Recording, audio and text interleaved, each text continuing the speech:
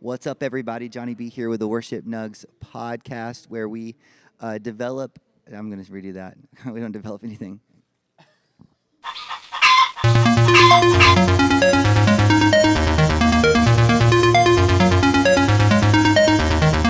What's up, everybody? Johnny B here with the Worship Nugs podcast. We're going to talk all things leadership, and hopefully, we're going to discover a few golden nuggets. Not a golden ticket. This isn't Willy Wonka. This is the Worship Nugs podcast. We got my friend Jason Squires. I want to say good friend because we've been connected for so long on social, but we're here at Experience Conference in Orlando, and we're doing all the free Disney stuff because they didn't give us Disney tickets.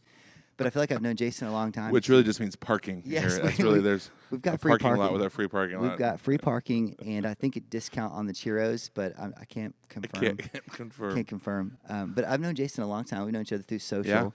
Yeah. God's done some really cool things in his life, which we'll hear about. But I think this weekend is the first time we ran into each other in real life, IRL for Gen Z.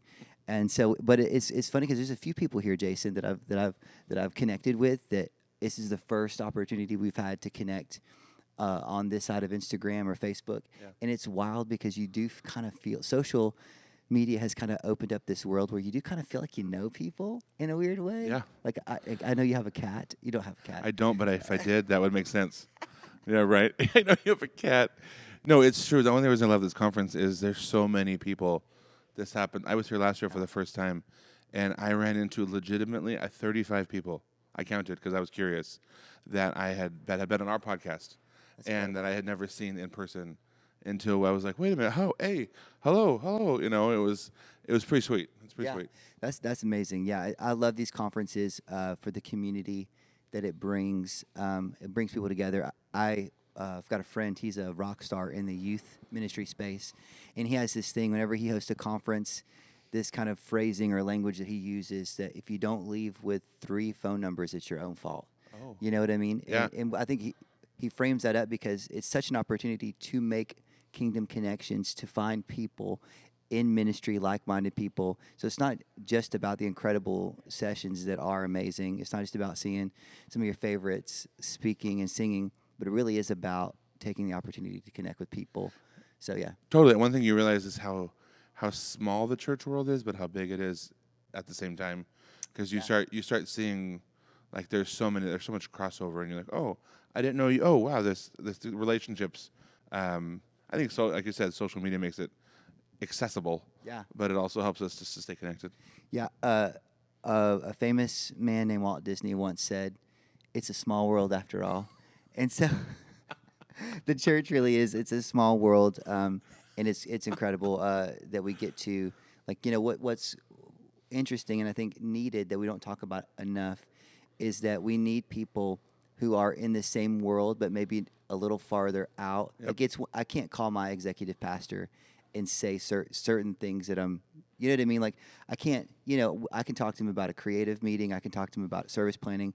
But if I need just a brother in Christ to vent to say, hey, man, this is where I'm struggling. This is where I'm processing. And they get it, Yep. but they're far enough away to where they can hear you they're kind of out of your echo chamber, so to speak. Yep. But they understand at the same time. Yep. You know what I mean? Like, bro, I tried this song and it didn't work, and this transition or whatever. Like, you know, I had this volunteer rally and nobody came. Like, you know, and I can say those things to someone like you who gets it because we're in the same world, but you're far enough away to give me a perspective that would be different, if that makes sense. Truth. And this is, I've been on the road for 20 years as a worship leader. This is year 20. And one of the reasons I got into it is exactly that. Because we'd be at churches and we'd go out to lunch with the worship pastor, and all of a sudden I'm hearing deep, dark secrets. And my wife didn't believe me at first that would happen. And then and all of a sudden I'm like, every time I go somewhere, they just start talking. Yeah. And it's the realization that, like, your friend is your boss, and the people that you work with are your volunteers. Yeah. And it's like you're in charge of a certain group of people that you hang out with all the time. So who's your person? Right. And so I kind of felt like a 10-second Tom from 50 First Dates, where they're like, if I tell him, I just at least got it off my chest, and then it's not gonna go anywhere, right? It stops here, and so Yeah, totally understand. Yeah, no. So, yeah, again, I totally agree with that. And these conferences like this are a great opportunity to find some people.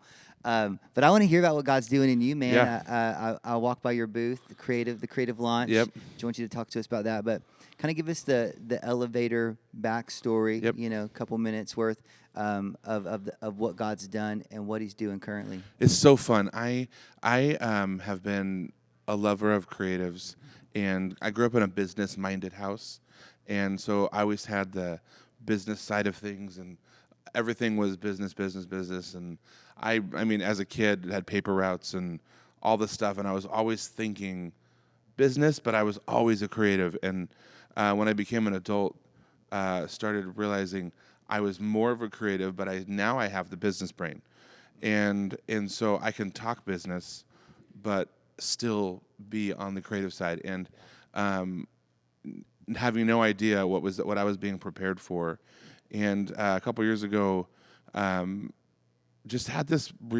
desire to from these conversations. Right, we're having a lot of people that are asking and talking, and it's like, man, I really want to do something where I can answer the question. One of my favorite definitions of creativity is problem solving. People like I love that. the definition, being creative means I'm solving problems. Problem not being a bad thing. There's just something that needs a solution, and we get to go find that solution.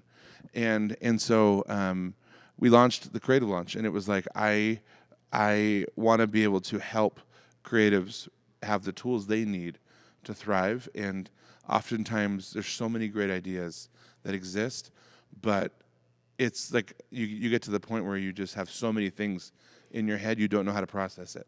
Yeah. And so we sat back, my wife and I sat back and went, what's the answer to this? And we launched our podcast where we're as a first step to go, let's get the conversation started. And then came the creative launch where we went, now we want to do coaching where it's on one-on-one, where I get to sit down and go, what's that thing you're working towards? Yeah. And how do we get there? Just finished helping a lady in the Northwest launch a coffee shop. She just was like, I need to talk it through. We worked on it, and she launched a couple months ago and is killing it.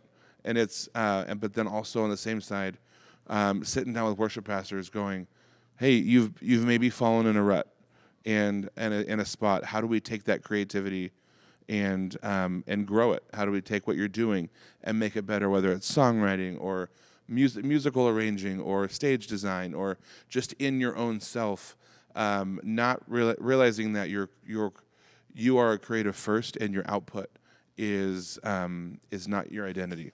Yeah. And because we oftentimes find our identity in what we do rather than who we are.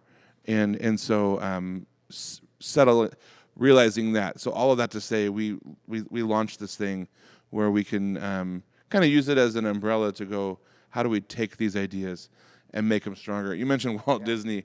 Being here, man, one of my favorite quotes from Walt Disney is opening day at Disneyland. He said, as long as there's imagination left in the world, Disneyland will never be complete. And bars. Wow. Isn't that great? Because if I was to sum that up, it says, as long as we can create, we're not done yet. As long as there's something to be made, something to design, we still have time. We still have things to do. Wow. And so it's fun to be here at Walt Disney talking about creativity because it's like it's like the pinnacle of the creative space. Yeah, that's amazing. There's so much to unpack there. What you said. We had a conversation actually on the drive up this morning about creativity in the church and how, as followers of Jesus, a direct connection to the Creator of all things, we should be leading the way in creativity and innovation. Yep. But I think sometimes we think that means the latest and the greatest, and oftentimes I think the Lord's like, yeah, there's a place for that, but there's also a place for the simple and the authentic. I overheard a conversation walking through the halls here at Experience. Someone who's been here every year for all 15 conferences said the most powerful thing happened the other night when Charity Gale stripped it all back and just had a moment with the room. And I thought that sometimes takes even more creativity to be still and know that He is God and just be in that space. So I think we have to understand creativity is so broad. And one misconception, and I'd love you to maybe speak into this, that I had until a few years ago is that you should give a creative a blank canvas, and that is don't do that. That's like that's like taking a kid's ADD Ritalin away. Don't do that. Like shout out me at 15. You need to give a creative a starting point, right? A coloring book. Well, if you give them the blank canvas, you need to be prepared to what's going to come. Like there's gonna be chaos, and there's gonna be lots of twists and turns before they land on the thing that they're actually making. Sure. In which you have to be okay with that, right? If there is the blank canvas. Yeah. But if you're looking for something specific, that's where I think the boundaries come into play. I love that. Because it's too much, right? If you look at a literal blank canvas and go make something, like, what does that mean? I need more than that, right? I need more than that. I need more. I need direction. And we look at it as a bad thing. It's like, no, it's like boundaries, and give us a launching pad, right? So it's because there's so much. Would you say a creative launch? Dare I say the creative launch? Dare I say it? But like there's so much there. It's like I can't just make it, right? I think people think that we're sitting on a treasure trove of ideas and we're waiting to release them, and it's like, no, it's just part of who you are. And when you go, here's the direction, now all of a sudden I have a focus where I can take some of those things. Yeah. And so putting some boundaries, but also I think allowing freedoms to because then if you put too much restriction on something, you're only going to get what you're exactly looking for, when there might be something just on the other side that is bigger than maybe you even anticipated. Wow. And so as a creative, one of my favorite definitions of a creative is people who think outside the box. And it's like give them the space, but give them the direction at the same time. Yeah. Does that make sense? I love that. I've always kind of been a creative. I just didn't know that there was other creatives out there like me. I remember pretending that my Louisville Slugger was a guitar, and that I was in a band. And so you just, at a young age, you start to see even those signs of creativity start to spark. But I would love just to get some wins right now that you're seeing as a leader in the church creative space. Where are some areas that we're winning, Big C Church, that we're winning in the creative space? Give us some wins, and then I want you to kind of speak into some opportunities, maybe where we've got an opportunity to grow in a creative space. I think the wins, I mean, we've seen in the worship space specifically, there has been a lot of, for a long season, worship music was written in silos, where it was like this brand, this brand, this brand, this brand. And I feel like now we're seeing a higher caliber of creativity and songwriting because we're writing together, right? Think of a song like Holy Forever.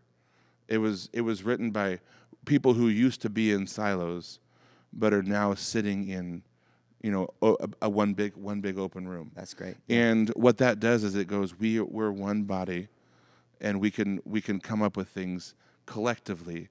And working by yourself is one thing, but when you work together in a creative space, you get to bounce ideas off each other. And you're getting different flavors of something, and together you make just this awesome thing that comes out of it. And I would say that's a big win.